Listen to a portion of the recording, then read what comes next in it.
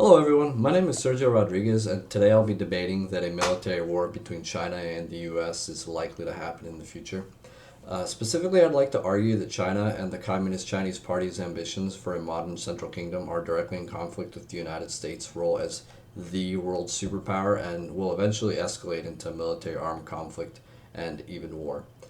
First, I'd like to lay a framework for what these dangerous ambitions are, and former National Security Advisor to President Trump, H.R. McMaster, classifies these as saying that China has a three-pronged plan that is a major threat to U.S. national security.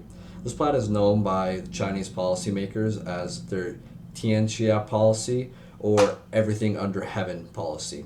The three parts are Made in China 2025, the One Belt One Road initiative, and finally military civil fusion. For the Made in China 2025, what this means is that it attempts to make China an independent science and technology power through the stealing of intellectual property from worldwide corporations. We'll see that this will also sort of play into the third prong, which is military civil fusion. But for now, I'll move on to the second prong, which is the One Belt One Road, also known as the Belt and Road Initiative in the States.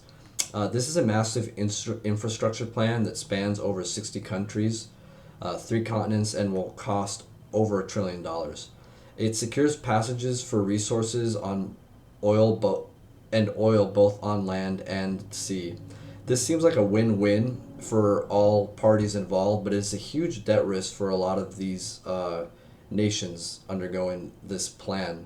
It looks economic on the surface, but it has very dangerous geopolitical ramifications for the region around China. When countries are unable to pay up, they turn over control of seaports as payment to China in what is being referred to as the string of pearls theory in the Indian Ocean. With the string of pearls, the PLA Navy now has undisputed access to ports from the Horn of Africa to the Chinese mainland and several major strategic maritime choke points in that string of pearls. As if all this weren't enough to concern the United States, and the western Chinese province of Xinjiang lies an unruly ethnic minority known as the Uyghur Muslims.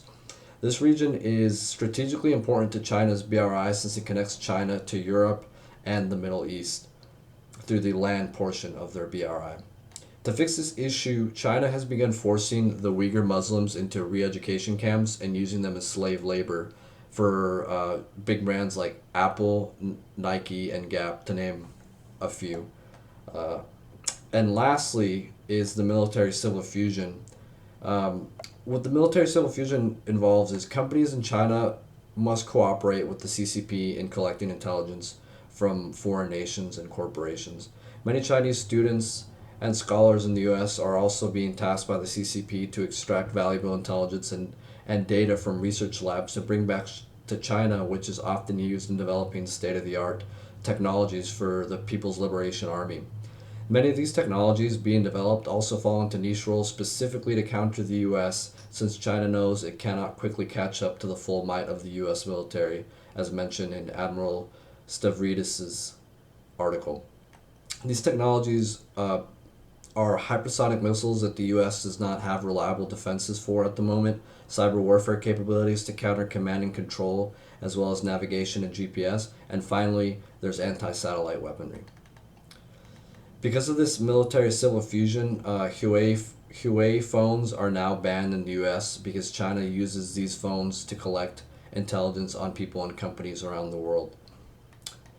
As a catalyst for all these tensions are what Admiral Stavridis sees as naval flashpoints, and now you have a ticking time bomb for war. I believe that it's only a matter of time until China overextends itself with either Taiwan, the East China Sea, or the South China Sea.